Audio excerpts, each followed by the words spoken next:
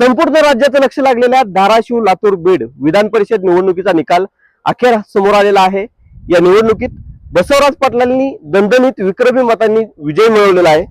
या निवडणुकीत जर बघायला गेलं तर भाजपचे बसवराज पाटील यांना तब्बल 844 मतं पडलेले आहेत, तर काँग्रेसचे महेश देशमुख यांना 125 मतं मिळालेली आहेत। तर 14 मतं जी आहेत ती बाद झाल्याची आकडेवारी समोर आलेली आहे। एकूण 983 मतदान झालेलं होतं आणि त्यापैकी मतांची अशा पद्धतीनं आकडेवारी जी आहे ती आता समोर आलेली आहे। बसवराज पाटील यांचा विजय जो आहे तो अधिकृतरित्या या ठिकाणी जाहीर देखील करण्यात आलेला आहे, तशी आकडेवारी समोर आलेली आहे। मात्र हा विजय जरी झालेला असला तरी या विजयाची नेमकं कारण काय तेच आपण या व्हिडिओच्या माध्यमातून समजून घेण्याचा प्रयत्न करणार आहोत।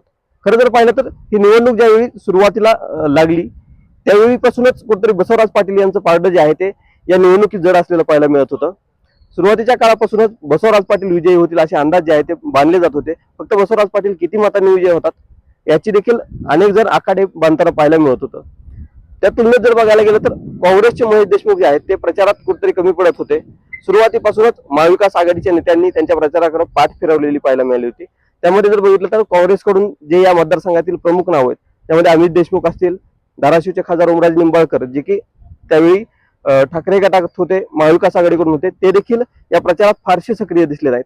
यामुळं महेश देशमुखांचा प्रचार जो आहे तो सुरुवातीपासूनच बॅकफुटवर असल्याला पाहायला मिळत होता। त्या तुलनेत बसवराज पाटलांकडे मोठ्या प्रमाणात आमदारांची फळी असेल, त्याचबरोबर अनेक बाळासाहेब पाटलांसारखे मंत्री जे आहेत त्यांच्या प्रचारात दिसून येत होते।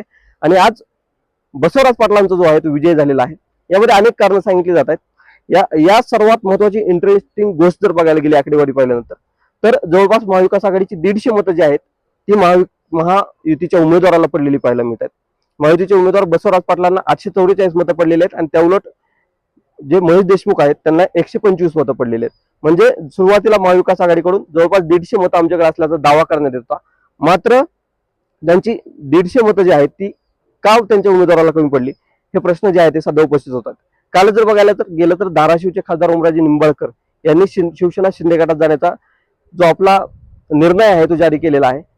या संपूर्ण मतं कमी होण्याला ते कुठेतरी जबाबदार आहेत की काय असा देखील प्रश्न विचारला जातो। तर दुसरीकडे महेश देशमुख जे आहे ते प्रचारात मी सुरुवातीलाच तुम्हाला सांगितलं की फारसे तितके सक्रिय दिसले नाहीत। त्यांच्यासोबत जे महाविकास आघाडीचे नेते आहेत ते देखील तितक्या समन्वयाने प्रचार करताना दिसले नाहीत। याचा देखील फटका कुठेतरी बसलेला आहे का असे सवाल जे आहेत ते सध्या उपस्थित होताना पाहायला मिळतात।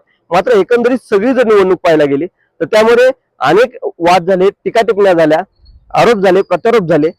हे सगळं सुरू असताना काँग्रेसचे नेते असलेले अमित देशमुखांनी आपल्याला निकाला दिवशी जो आहे तो चमत्कार दिसेल आणि आज आमच्याकडे जरी संख्याबळ नसलं तरी देखील आमचा उमेदवार या ठिकाणी विजयी होईल असा विश्वास कुठेतरी दाखवलेला होता। तो विश्वास जो आहे तो असफल ठरलेला दिसतोय आणि बसवराज पाटील जे आहे ते मोठ्या मताधिक्यानं राज्यात विक्रमी म्हणता येईल अशा मताधिक्याने या ठिकाणी विजयी झालेले पाहायला मिळतात। संपूर्ण जी काही मतमोजणीची प्रक्रिया आहे ती आता जवळपास पूर्ण पडलेली आहे। अधिकृतरित्या बसवराज पाटलांचा विजय देखील आता जाहीर करण्यात आलेला आहे। त्यामुळे जर बघायला गेलं तर बसवराज पाटलांच्या या संपूर्ण विजयानं धाराशिव लातूर बीड या तिन्ही मतदारसंघातील जे राजकीय गणित आहे ते कशा पद्धतीने बदलते हेच आगामी काळात करणार आहे। आपल्याला या संपूर्ण विश्लेषणाबद्दल काय वाटतं, या निवडणुकीबद्दल काय वाटतं ते नक्कीच कमेंट बॉक्समध्ये सांगा आणि आपली मतं आमच्यापर्यंत कळवा। आपल्याला हा व्हिडिओ जर आवडला असेल तर फेसबुक पेजला फॉलो करा आणि युट्यूब चॅनलला सबस्क्राईब करायला विसरू नका। धन्यवाद।